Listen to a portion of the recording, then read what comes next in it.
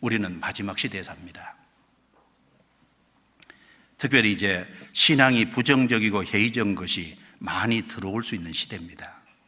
그래서 요한계시록 3장에 7교회 중에 마지막 교회가 라오디게아 교회잖아요. 라오디게아 교회의 모습을 거기 말씀해 놨는데, 요한계시록 3장 15절 16절에 보면 차지도 않고 더웁지도 않고 미지근하다. 너희가 이같이 미지근하여 차지도 않고 더웁지도 아니하니 내 입에서 너를 토하여 내치리라 책망을 하셨지 않습니까?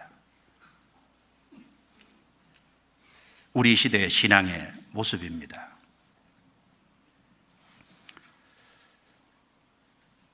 신앙의 회의감이 들어올 수 있는데 그걸 잘 지켜야 됩니다.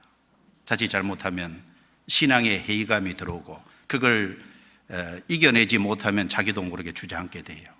어떤 사람, 나는 기도할 만큼 했다. 진짜 기도할 만큼 했어요? 나는 할 만큼 했다. 지쳤다.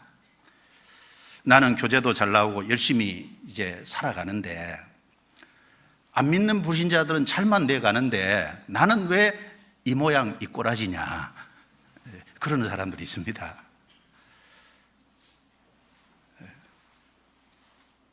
그래서 안 믿는 불신자하고 또 믿는 성도하고 또 이렇게 구분하는 건 그래도 이제 신앙이 있으니까 좀 적어요. 그런데 믿는 성도 중에서 정말 신실하게 살아가는 사람이 있고 적당히 대충 살아가는 사람이 있거든요. 그런데 적당히 대충 살아가는 사람이 육신적으로 잘 돼가는 걸 보면 그게 이제 또 문제, 신앙에 회의감을 줄 수 있는 거예요. 옆을 자꾸 보거든요.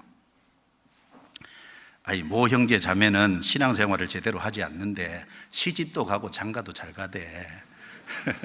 근데 나는 시집도 못 가고 장가도 못 가고.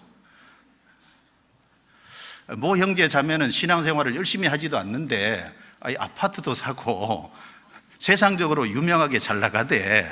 근데 나는 신앙 안에서 정말 열심히 신앙생활을 하는데 나는 세상적으로 왜 이러냐 그 말이에요. 어떤 형제 자매는 신앙생활을 잘 안 하는데 건강하기만 하던데 나는 교회 안에서 열심히 봉사하느라고, 나는 병치레하느라고 바쁘다고. 대학생들은 가끔 그러죠. 나는 열심히 교회 안에서 봉사하고 그리고 학교 생활도 열심히 하고 두 개 다 잘하려고 하는데 열심히 하기는 했는데 학교 성적이 잘 안 나왔다. 그런데 저 형제 자매는 봉사도 안 하면서 열심히 학교 생활 안 하면 하니까 그 성적도 잘 나오대. 억울한 마음이 생기잖아요.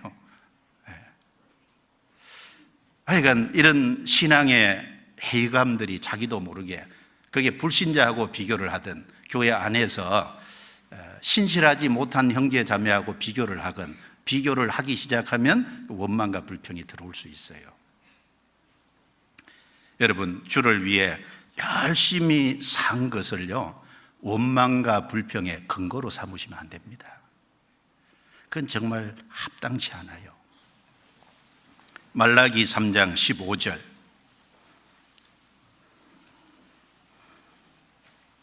같이 읽겠습니다.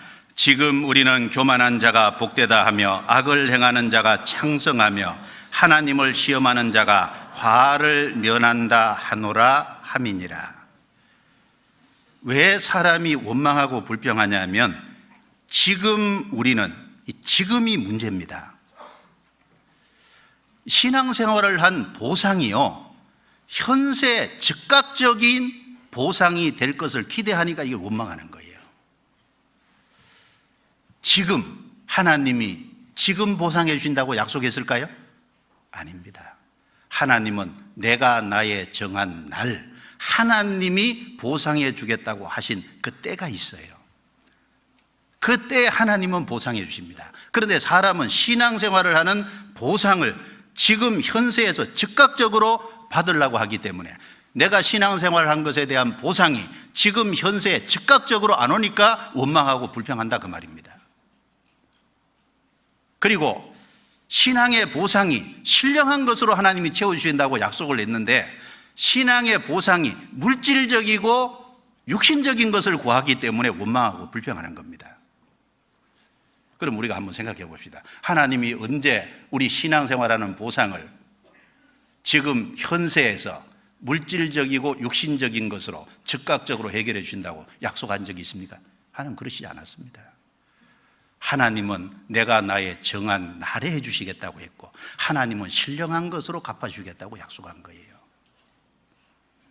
그런데 사람들이 이걸 오해하는 겁니다.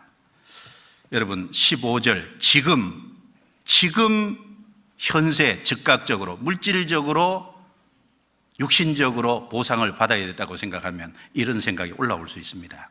그런데 하나님은 17절에 이렇게 말씀했죠. 만군의 여호와가 이르노라, 내가 나의 정한 날에 그들로 나의 특별한 소유를 삼을 것이요, 또 사람이 자기를 섬기는 아들을 아낀 같이 내가 그들을 아끼리니 그때 너희가 돌아와서 이인과 악인이며 하나님을 섬기는 자와 섬기지 아니하는 자를 분별하리라. 예.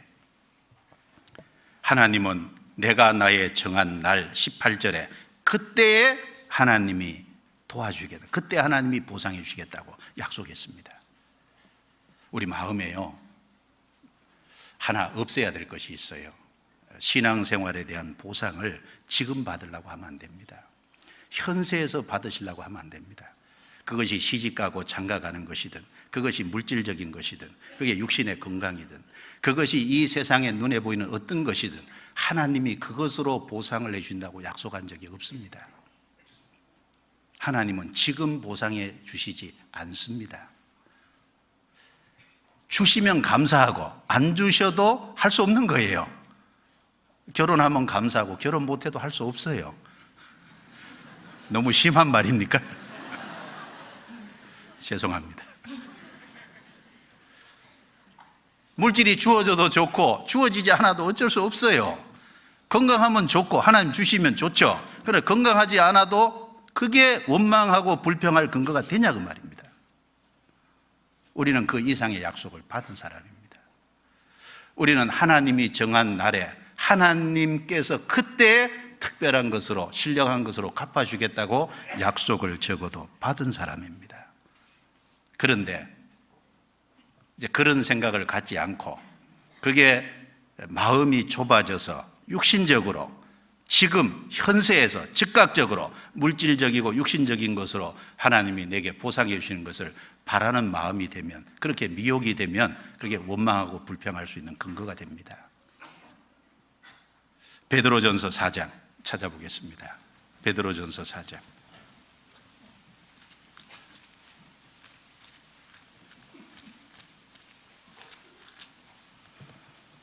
13절입니다.